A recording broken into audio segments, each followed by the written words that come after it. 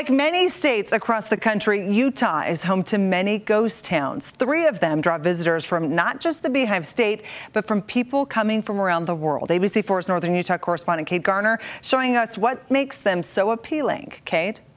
The sun sets over Terrace, a once thriving railroad community in Box Elder County. And it just vanished from memory. Now, only a cemetery and a few other artifacts remain. All the ghosts of those people are still there, and the stories they share are there for us to listen to. Dr. Chris Merritt is the state preservation officer and led an excavation of Terrace. People aren't used to communities disappearing in 2023. But that's just what happened here. There's nothing. It is extremely peaceful.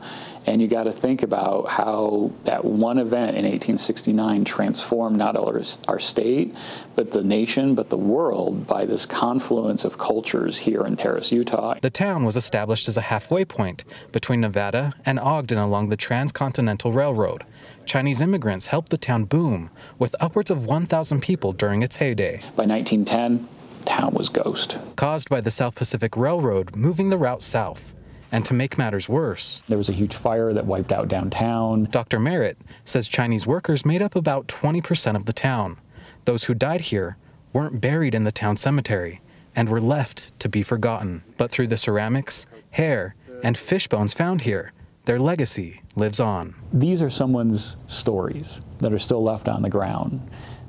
Leave them where you find them. Because those items, if they're taken away or moved, we lose the ability to tell the story I'm now able to share about the Chinese community. To the south, in Tooele County, is the town of Yosepa. Like Terrace, outside of the cemetery, not much is left of the town.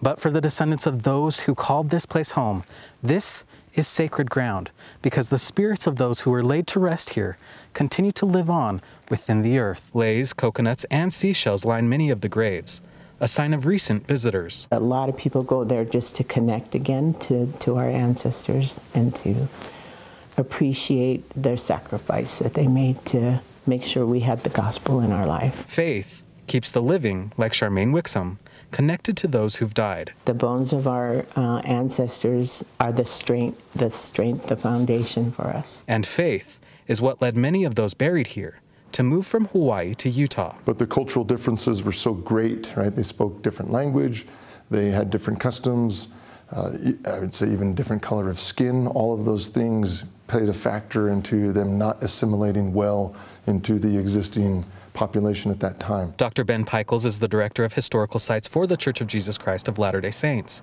He says church leaders looked for a place the Hawaiian members could settle, and in 1889, they chose Skull Valley. August 28th was known as Hawaiian Pioneer Day by these settlers. They called their town Yosepa, meaning Joseph, after Joseph F. Smith, who had served a mission in Hawaii and was an apostle for the church during the town's founding. By 1915, the town was thriving. At its height, the census records about 128 people living there. They had built their own homes, and they had stores and a big farming operation. It was even one of the first towns in the state to have pressurized water. In 1915, Smith, now prophet, asked the settlers to return to Hawaii to build a temple. And so they did. Many of them went reluctantly. They were sad. By 1917, the settlement was a ghost town, but its spirit lives on today. It's just a healing place. You can drive on that road, and once you get to a certain point, it's like you're going through to another dimension.